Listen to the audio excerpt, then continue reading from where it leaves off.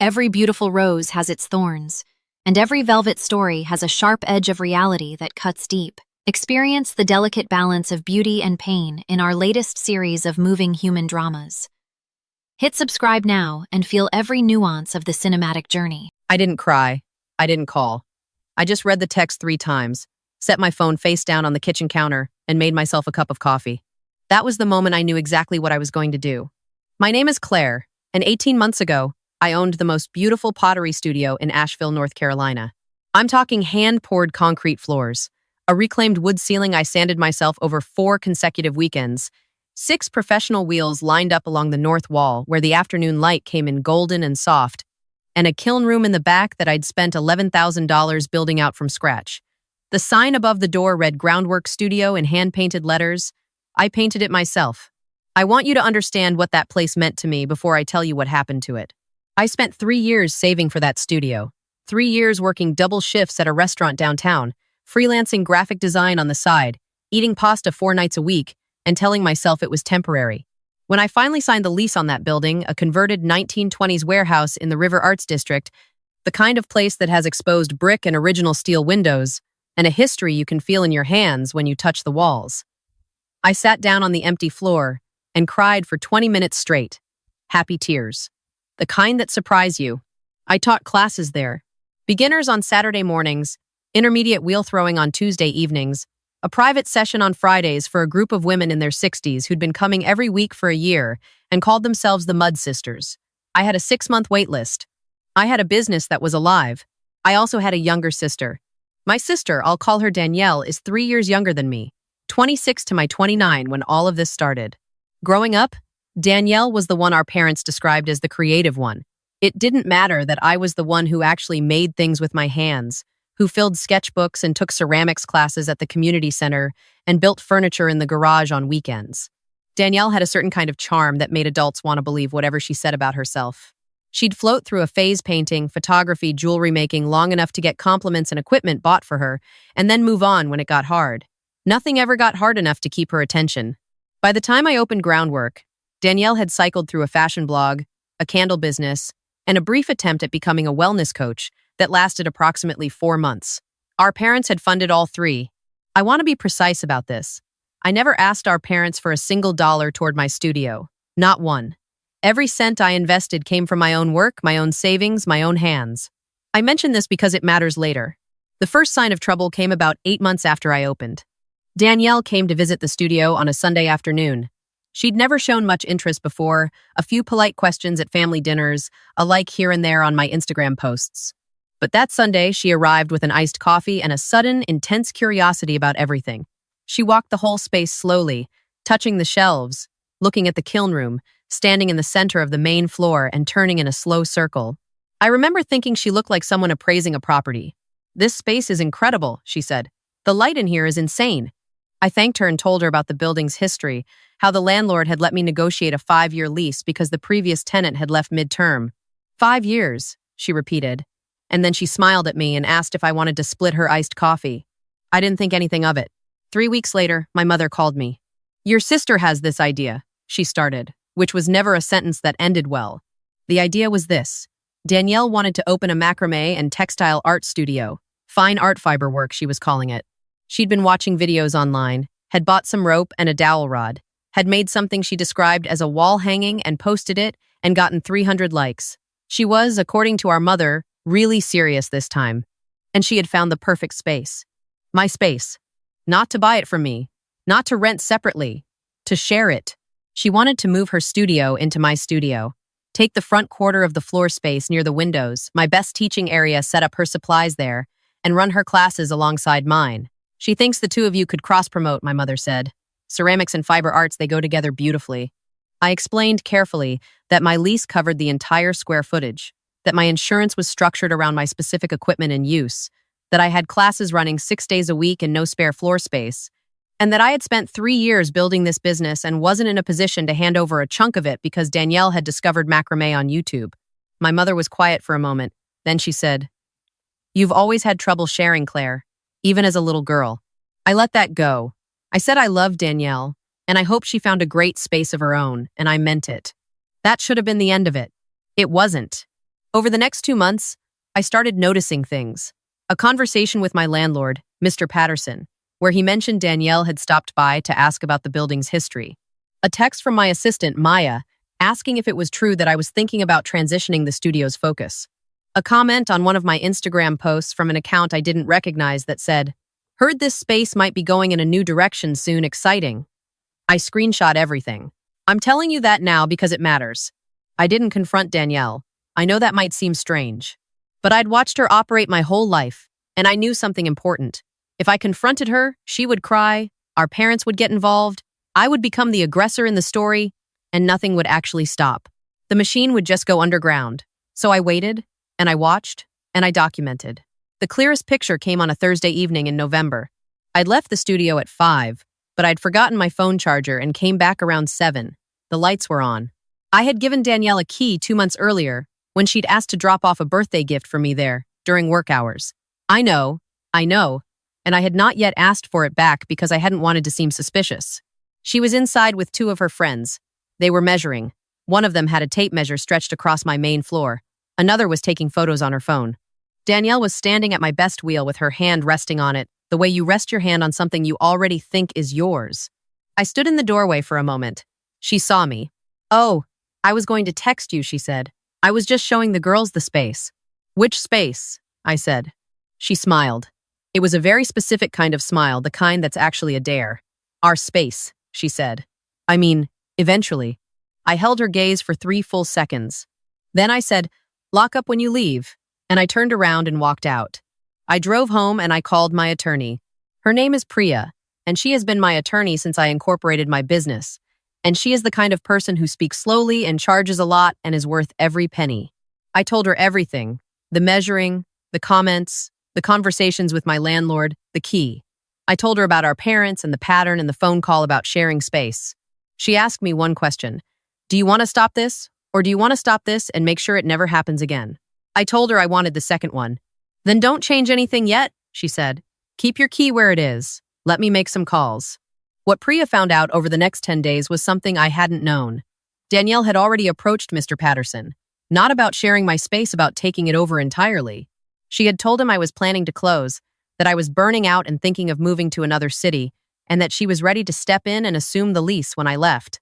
She had done this twice, in 2 separate conversations, and had brought our father along to the second one. Our father had told Mr. Patterson that Danielle had the family's full support, and that the transition would be smooth and professional. They had done all of this without telling me. Mr. Patterson, to his credit, had not agreed to anything, but he also hadn't called me. Priya spoke with him directly and clarified that I had no plans to leave, that my lease was current, and that any further conversations of this nature with third parties attempting to represent my tenancy without my authorization should be reported to her immediately. Then she sent me a very specific set of instructions. I was not to confront Danielle or my parents. I was not to change my locks yet. I was not to post anything on social media. I was to go about my business exactly as normal, document everything, and wait. "They're going to make a move," Priya said. "And when they do, I want them to have made it completely, committed, no way to walk it back. I want you to understand how hard the next 3 weeks were. I saw my parents for Thanksgiving. Danielle was there, perfectly cheerful, complimenting my sweater and asking about my students.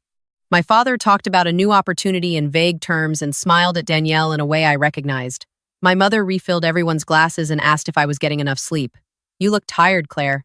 I sat at that table and ate turkey and said almost nothing, and inside I was a very still, very cold lake. The move came on a Tuesday in early December. I was in Philadelphia for a ceramic arts conference, a legitimate trip, planned for months, with documentation and a hotel booking and 40 other people who could confirm I was there. I had told my family about it weeks in advance. I was in a breakout session when my phone started going. Maya first. "Are you aware Danielle is here with a moving truck?" Then a neighbor whose number I had from a building group chat. "Hey, there's a bunch of people going in and out of your studio. Is that supposed to be happening?" Then a photo from Maya of Danielle, standing in the middle of my studio floor, directing 2 men with a hand truck carrying boxes. Danielle had used the key. She had brought 4 people with her.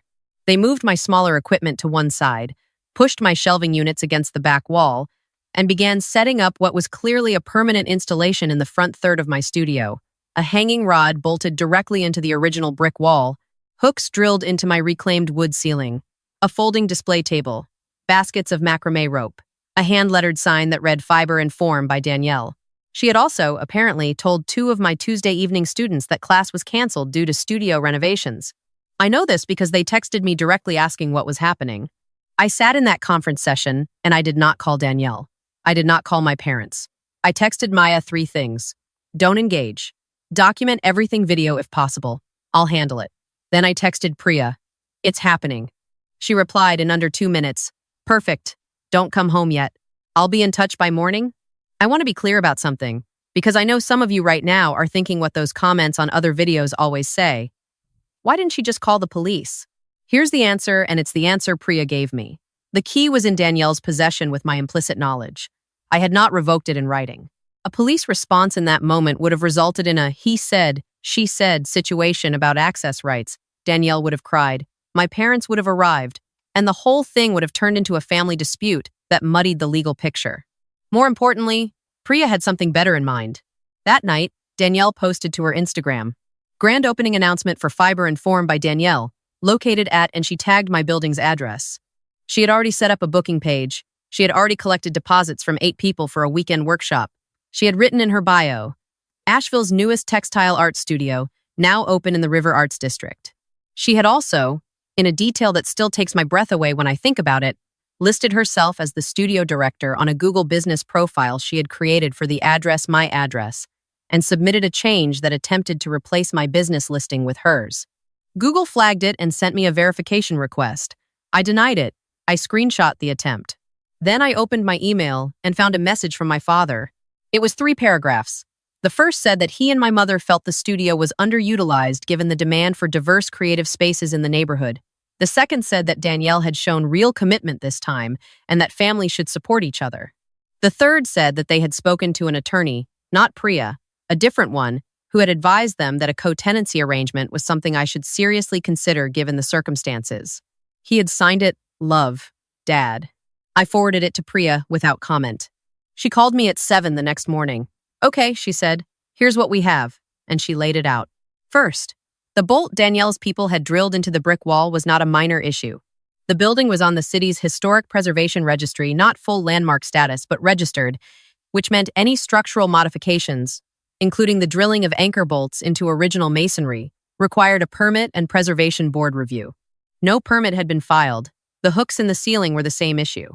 Second, the Google business profile tampering was documented and constituted an attempt to misrepresent ownership of a registered business address potentially actionable. Third, Danielle had collected deposits for classes to be held in a space she did not lease, did not own, and had entered without the current tenant's explicit authorization. Fourth, and this was the part that made me set down my coffee cup, my father's email, with its reference to their attorney and the suggestion that I consider a co-tenancy arrangement, combined with the documented prior conversations with my landlord, established a pattern of coordinated action. Priya used a word I hadn't expected. She said interference, as in tortious interference, deliberate interference with an existing business relationship. "They built you a case," Priya said, "and they did it in writing." She filed a formal notice to Mr. Patterson that same day, documenting the unauthorized modifications to his registered historic property modifications made by a third party without tenant or landlord authorization, without any permits, in potential violation of the city's preservation ordinance. She clied the city's historic preservation office. Then she sent a cease and desist to Danielle's address, the family home, where Danielle still lived, and to my parents. It outlined the unauthorized entry, the misrepresentation of tenancy, the collection of payments for use of a space she had no right to offer, and the social media posts falsely presenting the address as her business location. It required her to remove all of her property and installations from the studio within 48 hours and to refund all deposits collected. She also, gently but very clearly, sent a separate letter to my parents regarding the communications with my landlord and the email my father had sent me. It didn't make any specific legal demand. It simply documented what had occurred and noted that it was being retained. Danielle called me 4 hours after receiving the cease and desist. She was crying. She said I was being cruel. She said I had always tried to hold her back. She said the studio was half empty half the time anyway, and she was just trying to build something for herself. She said our parents were devastated. I let her talk. When she was finished, I said, "You drilled into a historic masonry wall without a permit. You collected money from people for space you don't have a right to sell. You tried to replace my Google listing. I have all of it documented. My attorney has all of it documented. If you remove your property in the next 48 hours and refund those deposits, this stops here. If you don't, it doesn't stop here. There was a long silence. I can't believe you're doing this to me, she said. I didn't do anything to you, I said. I'll talk to you after the 48 hours. And I hung up. She removed everything in 36 hours. I know because Maya sent me photos and because Mr. Patterson called to tell me he'd walked the space, and the installations were gone, though the bolt holes in the brick remained, which became part of a separate repair conversation with Danielle's parents that Priya handled. I came home from Philadelphia on a Thursday. I walked into Groundwork and stood in the middle of the floor for a few minutes by myself. The shelf units had been pushed back, but not quite right. There was a scuff on one of the concrete floors where something had been dragged. The ceiling had 4 small holes in it that hadn't been there before. I took photos. Then I made some tea in the little back room where I keep my supplies, sat down in my work chair, and felt something I hadn't felt in weeks. Not happy exactly, but solid. Like the floor under my feet was mine. My Tuesday evening class happened as scheduled that week. My students came in and sat at their wheels, and none of them mentioned what had happened, except one woman near the end of class who quietly said, "Glad you're back," and I had to look away for a second. The Mud Sisters brought me a plant the following Friday, a small succulent in a hand-thrown pot that one of them had made in class. They set it on the front counter without saying much about why, and I put it on my windowsill, and it's still there. My parents didn't speak to me for 6 weeks. When my mother finally called, she said she thought I had overreacted and that Priya had been unnecessarily aggressive. I told her I loved her and I hoped she understood eventually that what I protected wasn't just a business, it was 3 years of my life and work, and no amount of family loyalty required me to hand that over to someone who hadn't built it. She didn't agree, but she also didn't argue. We've been finding our way back, slowly, in the way families sometimes do when there's love underneath the damage. Danielle has not contacted me since the cease and desist. I heard through my mother that she is now interested in sourdough bread baking. I wish her well with it. Groundwork Studio is fully booked through the spring. I just signed the renewal on my lease another 3 years. Mr. Patterson gave me a good rate because, as he put it, I'd kept things professional. Maya got a raise. The Mud Sisters are coming up on their 2-year anniversary of weekly sessions, and we're planning something small to celebrate. I still have the succulent on my windowsill. I still come in early on Saturday mornings before the students arrive and stand in that golden afternoon light, morning light, technically, but it has the same quality and feel the floor under my feet. It's mine. I built it. And I was never, not for a single moment, going to let someone measure it with a tape measure and smile at me like it was already theirs. I didn't scream. I just waited until they finished digging the hole, and then I handed them the shovel receipt. If you've ever had to protect something you built from the people who should have been cheering for you, leave a comment below. I read every single one. And if this story meant something to you, hit like so more people who need to hear it can find it. Because you are allowed to protect what you built. You are allowed to be the unmovable thing. I'll see you in the next one.